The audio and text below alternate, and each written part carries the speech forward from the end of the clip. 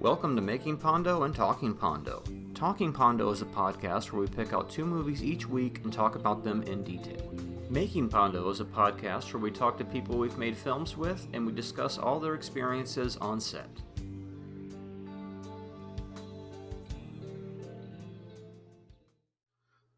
All right, Marty, looks like we're back.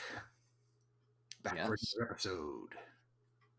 Another episode where we talk over each other within the first 30 seconds. That's right. It's my fault. That's how the good conversations work, Marty. It's a back and forth flow. We don't have to wait on each other. This isn't a courteous podcast. Back and forth, also known as at the same time. Episode 28. Can you believe it? We are closing in on the end of the first season here. What's the end of the first season? 32? Is that what we decided? 37. 36. 36. Well, I was close. Because there are multiples of 3, because we go right 3 and 1, and then we do 9. 3 and 1 essay. 3 and 1. Making Pondos, just can be revealed now. Yes. Yes, you'll get 9 making pondos all over again, and then we'll mix things up. You know, occasionally you'll get that talking pondo with guest that we've hinted about. But for this week, yes, we have 2 more movies where it's Cliff and I discussing them. That's not the right Cliff and me discussing them. I discussing them. I and Cliff. I don't know. Cliff and me. Cliff and I.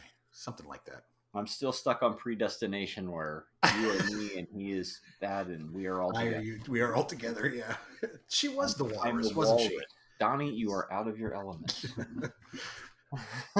Life does not stop and start at your convenience, Marty.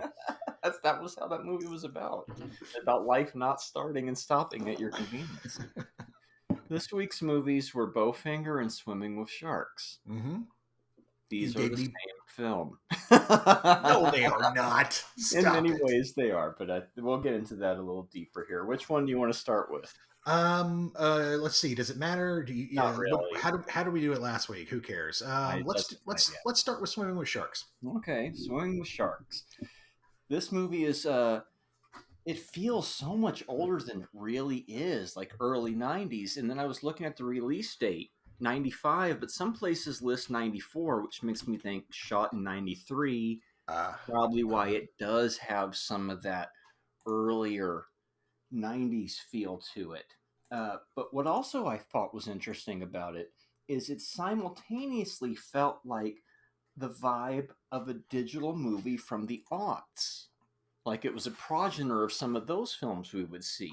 And I think it was in the way it was edited and everything. And then I got to the end credits, edited on the Avid way back then. So it really was one of those shot on film and then edited with the digital. Format. So I thought that's interesting. It kind of put it in the context of its history. But anyway, Swimming with Sharks, for you don't know, what is this movie about? So Swimming with Sharks is a young, naive Hollywood studio assistant finally turns the tables on his incredibly abusive producer boss. This is that's one interpretation. This is and it's basically about a kid from the Midwest who comes out to Hollywood. He's got his degree in film and screenwriting and whatever, and he wants to be a screenwriter, but of course he knows he has to work his way up. He's not stupid. He knows he has to work his way up, so he goes for a job as an assistant but he has no brain at a film production company. And he ends up getting a job working for Kevin Spacey, who is the head of a studio. And Spacey turns out to basically be, Harvey Weinstein, I guess. I wouldn't be surprised if this was kind of modeled after Weinstein, as a sort of a wink at him. But I also wouldn't be surprised if a lot of producers in the 90s were like this. Yeah, you know what I thought? It reminded me of Kent and the dude in Real Genius. It's that type of relationship because he's always yelling at Kent like he's stupid and, he's doing his laundry for him. And it's that type of, it's the proto Ari and Lloyd. Mm-hmm. Much like how last week's Amongst Friends was a proto entourage in ways. Mm-hmm. This one's proto entourage in another way because you can tell they must have been inspired by this movie for that Ari and Lloyd screaming relationship. Yeah, it is very. You're right. It is. But instead of him being an agent, he's a Hollywood producer. But you're right. Yeah, it's that same thing. to me, this movie felt. I mean, it just felt like an indie movie. It felt Yeah, very that's indie. very indie. Yeah. It was smartly made and shot. They did it. You know, they were smart with their budget. They were smart. I mean, $700,000 is what they spent on this damn thing. 700,000 in, you know, It's very stage play ish, yeah, right? it is I because they don't know, use guys. limited. That's a lot of words. That's what I Yeah, kept thinking while watching it. You know. they use limited sets, but they really. You're right, but you know, a lot of words is an interesting comment because to me, I don't think an actor worries about that as much as like the producer does. Producer's like, oh God, they're going to be talking all this much, and the actor's like, sweet, I'm going to be able to really kind of open up the engine and let it purr for a bit and really, you know, work my craft. You know what that means is one of our early scripts was very thick and dialogue heavy, and Yeah, showed it to someone, and their initial comment was, "I don't know, guys. That's a it's a lot of lot of words." words. Yeah, And yeah, so it's just one of these things that we yeah. bring up from time to time. But I see. I think actors in these type of love these type of movies because again, they get to sort of chew the scenery in long scenes. You know, 5 and Yeah. 6 and 7 minute scenes where they're just going back and forth. Stylistically, it felt like a late '80s movie. Like it had a Hmm. very like It feels older than it is, right? silk stockings type of feel. Like just the set design It was kind of does feel like it's almost a borderline direct to video, doesn't it? yeah, Or yeah, is it yeah, art yeah, house or is it direct to video? And I think it's yeah. It's because of very the director, close. Yeah. writer, editor who did a bunch of other jobs too. He was wearing a lot of hats, Well, yeah. For 700 grand, sheesh. and then you go, I don't know if you felt this way, but it was like I almost felt for Frank Whaley, like is he getting the direction or the stuff he needs out of the script to go toe to toe with Kevin Spacey, who's also struggling trying to pull as much out of the material as he can, but I think I ultimately thought they it both worked did as a good. fantastic jobs doing that. I thought You it know. worked as a good vehicle to launch Spacey's career, definitely, because he's the Mhm. one who seemed to benefit the most from that Yeah, movie after that. yeah, yeah. Whaley. As I you mean, go along, you realize that Whaley's character is supposed to be kind of a simp in a way, so his, I mean, he ends up not being. I mean, he ends up at first you think he's prey for the shark, but he ends up being a shark. I oh, mean, and he's completely insane. he's yeah, he kills his girlfriend to get a He's job producing being crazy, being a producer. It's which insane. it stops all of my sympathy for the character Of really course, early yeah. on, Well, and that's and the whole point, right? you Is like start to think, you hey, know the idea of power corrupting. You know, that's what it does. because my note was Frank Whaley's character is narcissistic, right? He doesn't see that Buddy is trying to help him and that Buddy actually likes him because he's fucking psychotic. Because why else would you do that? Why would you, tie somebody up? And it's like, yeah, he was a shitty boss. He yelled at you a lot. But like he told him, you could have left at any time. And well, obviously he's crazy because then he shoots his girlfriend to get out of it to continue. And what a weird, ambiguous ending, right? He just kind of goes into the office and it's like, um, what? Did we not have an ending or can you have an ending? that's the ending. The ending's like the ending of the player. You know, the ending of the Yeah, player is people kind of said the it's like a beginning. Reservoir Dogs player, which is Yeah. interesting also because last week amongst friends, like I was saying, this is one of those pre Tarantino and Smith, so it didn't have that. This they had Reservoir Dogs to be influenced by, right? So we get a little bit of that, but it's also one of the last to just be purely Reservoir Dogs influenced because of the time period it was shot. Because then Pulp Fiction would come out, and then we're adding people see that, and then that influence gets thrown in as well, like we see in Swingers, where they're doing or actually no, they're doing a Reservoir Dogs thing too. So what am I talking about? But also the beginning, they're having their little speech, and in this one, we're talking about no, that was Martha Ray, and it reminded me of the Madonna speech in the beginning in the bar in Reservoir Yeah. Dogs. Yeah. I We hear got you. Yeah. somebody I can tied see up to that. a Yeah. chair and we're torturing them, but somehow this leads to Lloyd and Ari. Isn't this Yeah. weird how film does this strange shit? One thing is inspired by something that inspires something else completely different.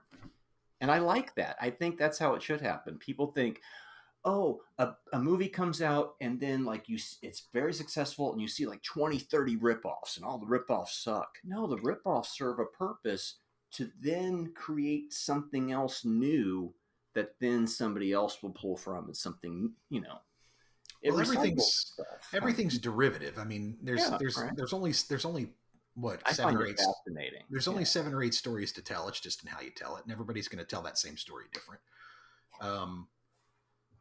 But yeah, I mean, I see what you mean. There's definitely some influence, some of that Tarantino influence in there. I feel like it's the last of those great early indie films of the 90s, right? Like Right. when everything went digital and then it It was got about the cheaper switch. and this, but this guy had to shoot it on film. He had to figure it out, and he only had $700,000. He had a pretty good script, in my opinion. He had a twist ending that was unexpected. There was enough there to play with.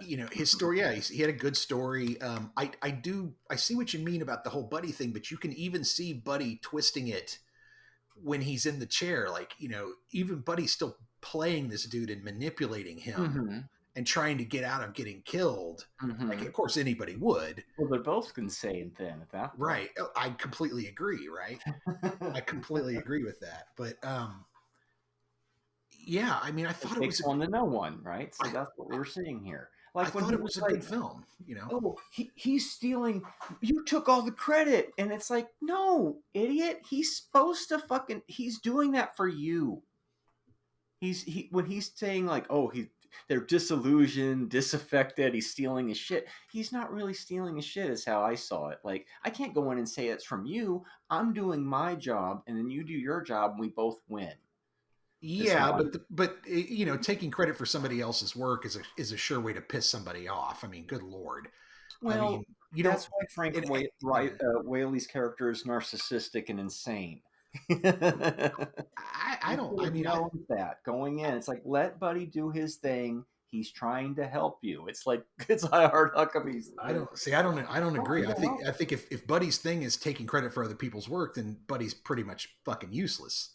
There's no reason for a Buddy to just fucking take credit for somebody else's work, right? But in the long run, the girlfriend seems to be the one that's sort of the of course, she's the one, of course, who gets killed, but she seems to be the only one with a moral compass in the whole fucking thing. And so we're back to a boy and his dog territory, right? She's where trying it's like, don't kill the dog, kill the girlfriend. She's trying to talk. It's the 90s version of a boy and his dog. How interesting. She's trying to talk Frank out of doing what he's doing with Buddy. She's the voice of reason, right? Yeah, but he's psychopath, so it's never he's driven. He's completely blinded by his own drive and his own desire, right? Yeah, because it's like, what does he really want, right? It's like, well, he obviously doesn't want to be a filmmaker. He wants to be a shark, right? He wants to be one of these guys wheeling and dealing, because he's not out making an indie movie or writing a script. Right. But he comes in all like meek and weird, but that's what I really like is about halfway through the movie, around an hour in, where you start to see it from the other point of view. And it's like, you're lucky I didn't fire you or whatever. You're just, getting coasting along. You saw him when he suddenly got his feet up on the desk. He's not so sympathetic. What's the unreliable narrator, So. Yeah. Well, and what is the real truth? I mean, is the real truth that he's lazy, or is the real truth that he's being persecuted by this boss who, and it looks like it's a little bit of both. Those two are perfect for each other. Yeah. It makes me like the movie a little bit more when we're talking about it through that. Yeah, and that's. I mean, it's not a movie I would watch often, but I think as it attempts to do something and pulls it off and does it pretty well. It's true. It does do what it's supposed to do. Yeah. I look at it and think about getting 2 actors of that caliber for $700,000. 3 really, because the girl is also a really good actor. I can't remember her name. The girl, Michelle Forbes. She's fantastic, and you get a nice little Benicio del Toro in there. I was about to say, Benicio's back since first time since Sicario. So it's so briefly used, and pulling that off for $700,000 is impressive. Chewing the scenery around everybody, because it's like, that's why I felt bad for Frank Whaley, where it's like this director is still so fresh that he doesn't know how to pull everybody all the way up. That's what keeps me from giving it like a 3 or 3.5 in the rating, because it was like, but yet at the same time, it serves its purpose. It's not supposed to be that. It's supposed to be the indie movie coming up. Look, we can make movies. We're talented. Give us more work type film. Yeah, And it does that I by think it having does. something special to it. Yeah. Yeah, I think it pulls both those things off pretty handily. You know, like if I was a producer and I saw this movie, I'd be like, yeah, this guy can make a film. He just Hmm. needs more money and more talent and a little bit better of a script. You And the know, interesting thing, much like Amongst Friends, the guy ended up in TV mostly. The director writer with this, what film wasn't necessarily the thing that he was, but it still ended up giving people careers though. So yeah, yeah. I mean, he directed a few things, but yeah, for the most part, yeah, you're right. He's done a bunch of TV. But that's, I mean, hey, you know, that got him a career. You know, right, it worked. Yeah. So it was like the perfect movie to do the week after Amongst Friends. It's like we've managed to do another nice trilogy there between the Swingers, the Amongst Friends, and the Swimming with Sharks, because they represent this interesting swath of '90s indie filmmaking from yeah, different eras, and how things can shift so quickly because a movie will come out and be a hit that it changes the direction of things. Because had this movie been made a year earlier, would there be the torture aspect? Who knows, right? Because I'm just guessing that he saw Reservoir Dogs and said, I'm going to do a twist on this. I'm going to mix that with the player and there's come a up with something fresh here, you there's know? a interesting piece of trivia I read while doing a little research on this movie, and it said basically that he worked for Columbia Pictures and he met Robert Rodriguez when Rodriguez was distributing El Mm. Mariachi, and they became friends. And Rodriguez basically did what he tells everybody, just go out and fucking make a movie. And the director of this film's named George Huang, Yeah. and Huang quit his job and went out and made Swimming with Sharks.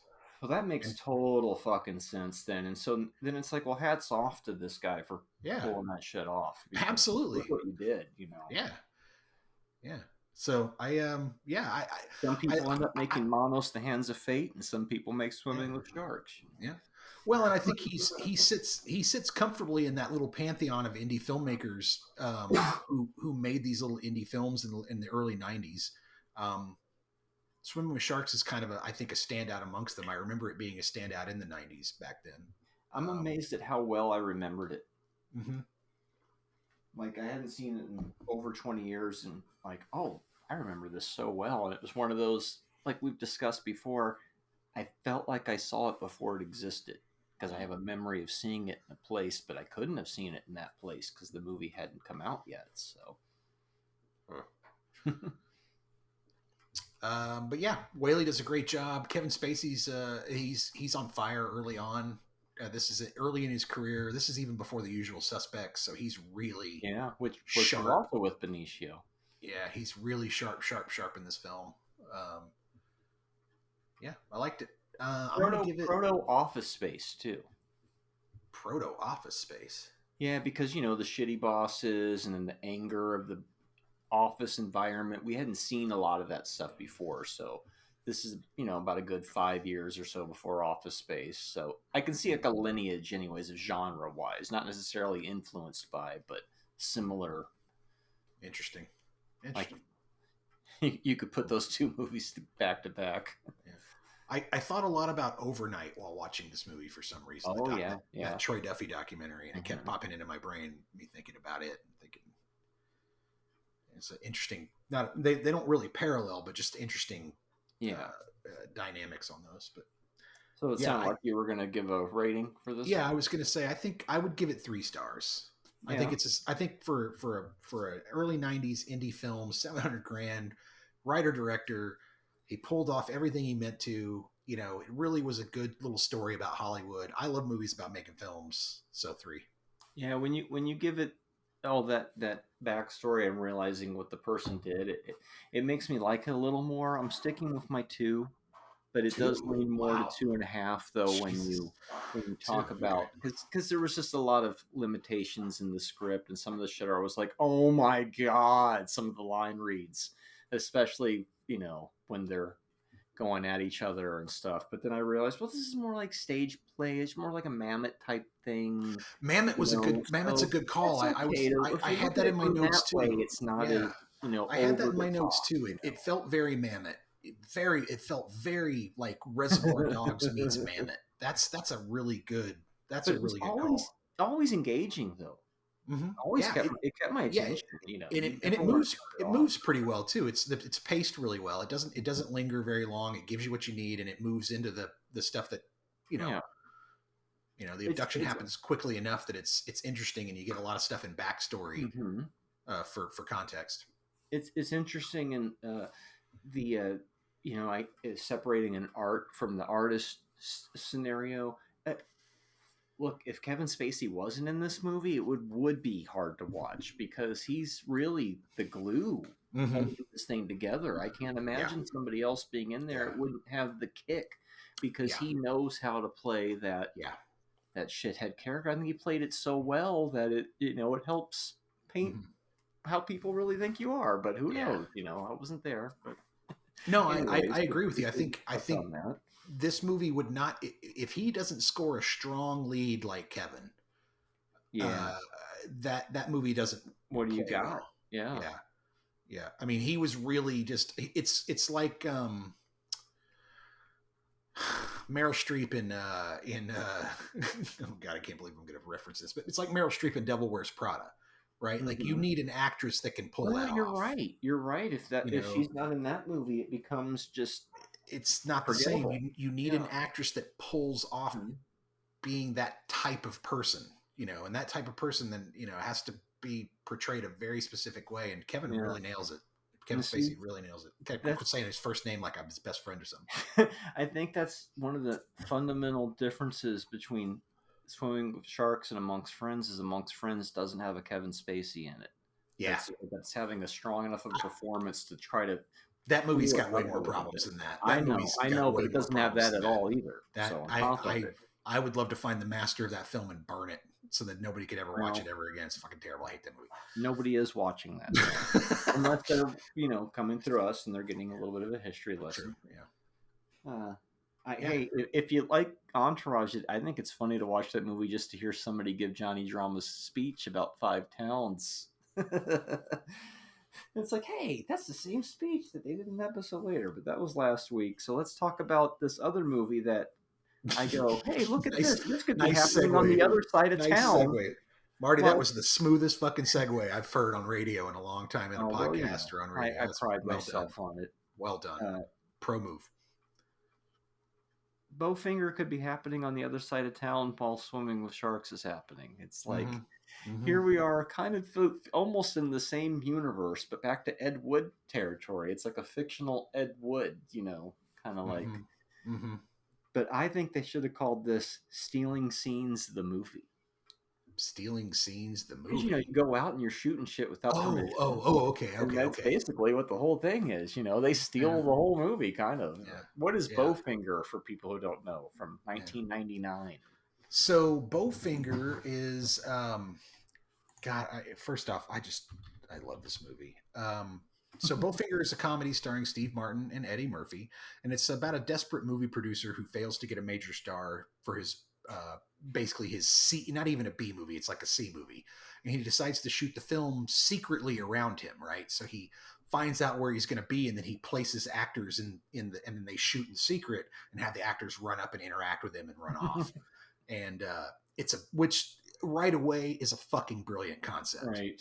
It's a fucking brilliant concept. It's something that we would come up with, like some kind of weird concept of like that. But trying to shoot a low budget picture so you fake it in that manner is just well, I would like to think. Well, that's pretty egotistical. I would like to think we might be able to come up with something like that. Right. But this is a brilliant, brilliant ploy, and it really works for the film. Everybody in the cast, they're all dreamers. And they're all deluded in the best way possible. They're chasing their art and chasing being film, wanting to be in the circus. This movie is all about people who desperately want to be in the circus, and they are to a certain extent, but they're just not in the main tent. Right. They're off to the side. It's the film is so full of fucking great lines. Well, It's ridiculous. Think how it starts. What is the first line of the movie? Do you remember? I think he says, "Great script." Great script. Like right away. Yes. Yep. Like, Great script. You're right. Here we go. Great script. Yep. Chubby Rain. Because as we've said, if you don't have a great script, you're not ready to You're not ready to go. do. We Yep. learned that from the film school. Mm-hmm. But he's so out of his depth and out of touch, at the same time. He's so he so thinks he knows how the business works, and he kind of does, but he doesn't at the same time. He's not plugged in, but he's also super creative.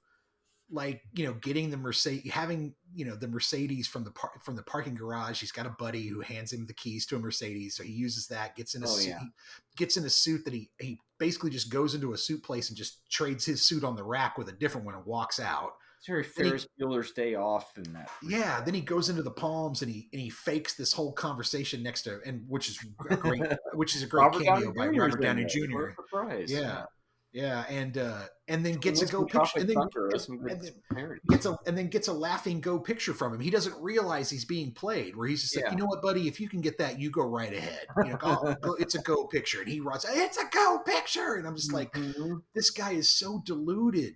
But in the best way possible. Like, if you want to be deluded, if you want somebody to be deluded chasing your dreams, be deluded trying to be the person that you want to be, right? Mm-hmm. Oh, it's fantastic.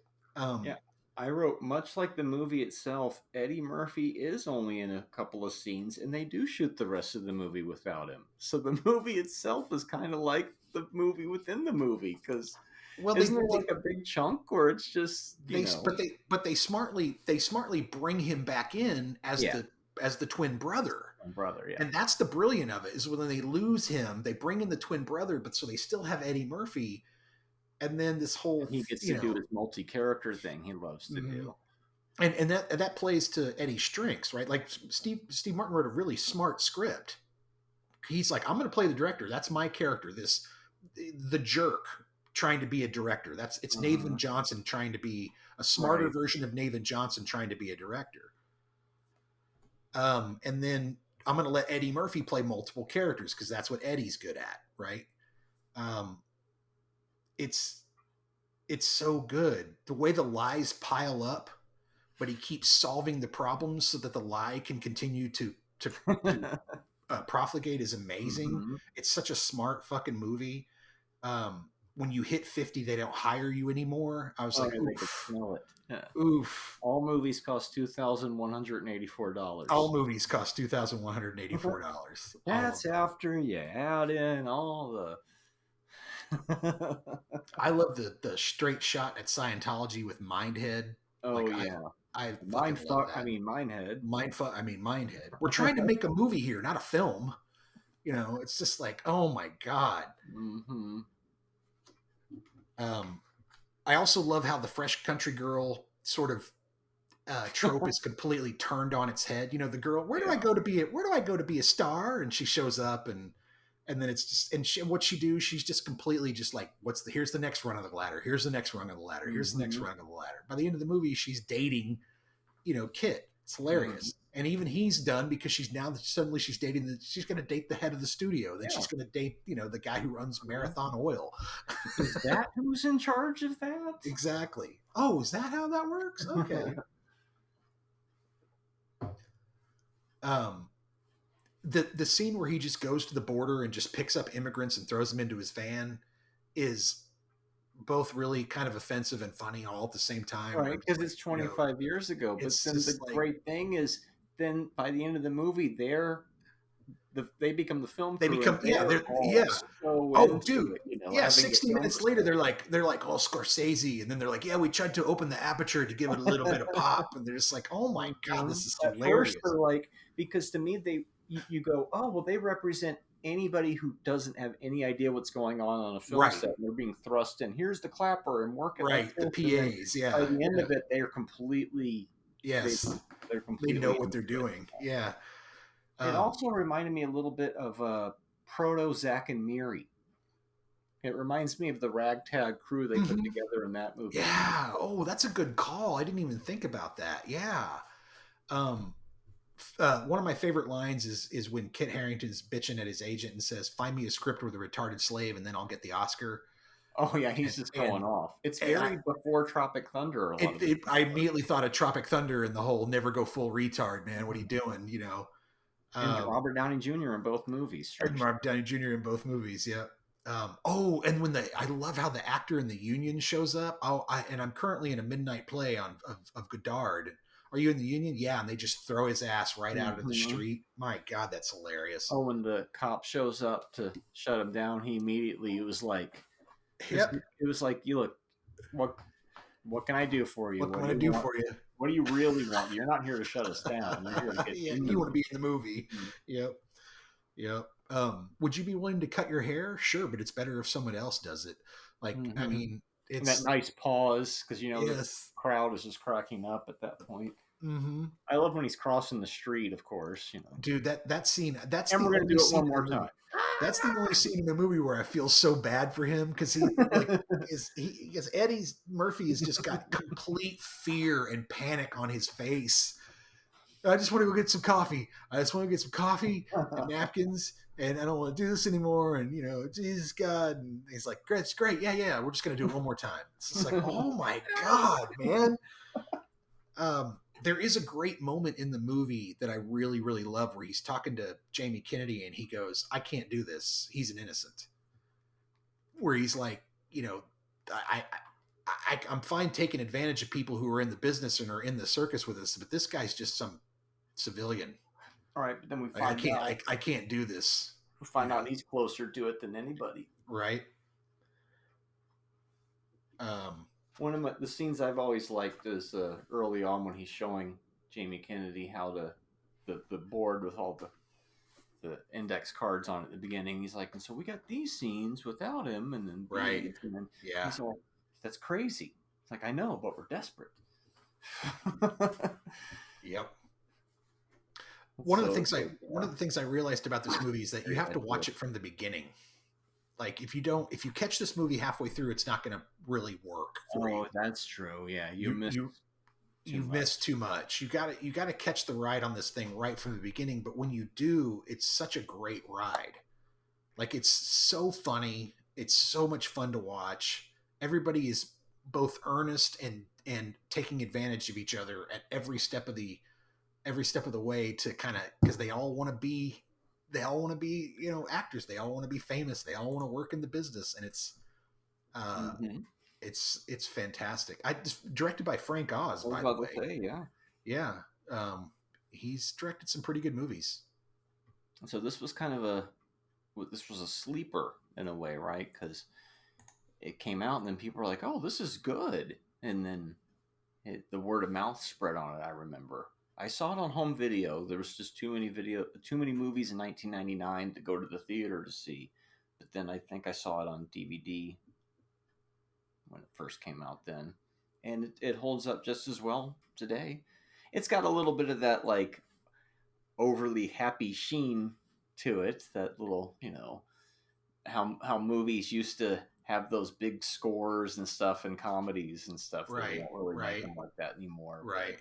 It's very, very good overall. Yeah. So yeah, one of the interesting things is that, Jamie Kennedy, Heather Graham, Christine Baranski's great in this. Mm-hmm. She's fantastic. It's got a really good cast. Yeah. So yeah. So many times when you see the movie where it's like, oh, they finally got Steve Martin and Eddie Murphy to make a project together, and it's usually and they pick the project because it was something they could work together on. Well, this actually ended up being a good one.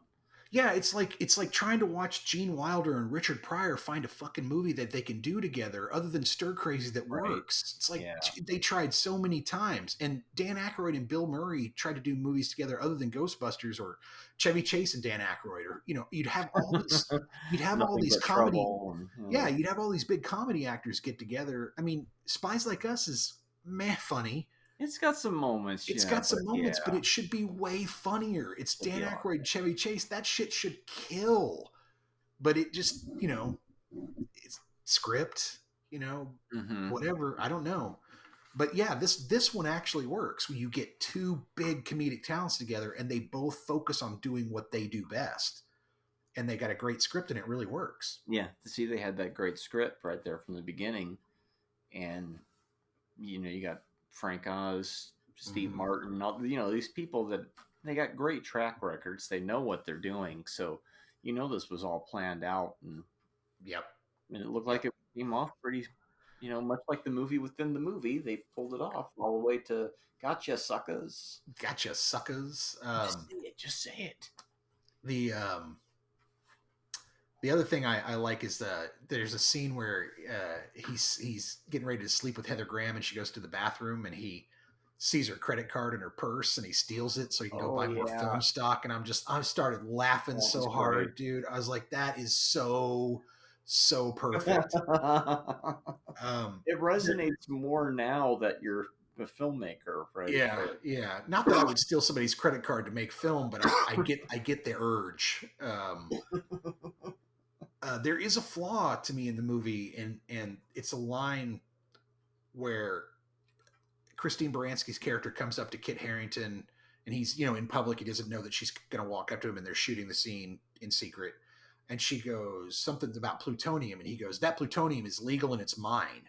Oh yeah, She goes, "You actually have plutonium," and it breaks the moment because they're not supposed to know. Like they all think he's this yeah. actor. They're not supposed to be ad Mhm. lib in. There should be ad libbing with him, not Yeah. asking him Well, they questions, threw him right? off, but that And it, response was like, "What?" yeah, and it just it's a sort of it sort of breaks the illusion of what they're trying to do with this secret filming thing that they did. Well, we just edited around that part in the finished product of Mhm. Chubby Rain. Yeah, I haven't laughed that much at a movie in a lot. So first off, I had to watch Buckaroo Banzai before this, and we'll talk about that later on a different episode. But Mhm. I'll just say I was in a dark place, and this was like taking the best shower after just the worst day of work you've ever had, where you're like, oh, it was so good. It made me, I was laughing so hard. It's dumb in parts, true, but it's dumb for a reason, and it's Mhm. also super smart at the same time. Yeah. Um, my favorite line at the end is when Baranski says, "I think it was a beautiful lie," Mhm. and I was like, well, that's all films. Mhm. Every film's a beautiful lie.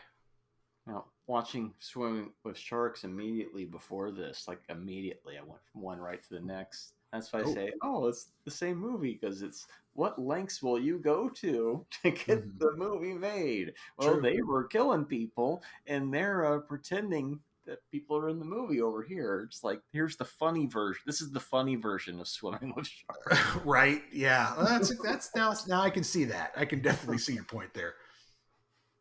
Where it's just interesting that we teamed these two up together because they kind of because they're both filmmaking, and of the weird underbelly of, Hmm. of the whole thing. Yeah, I enjoyed them both, Mm-hmm. which I was very happy about.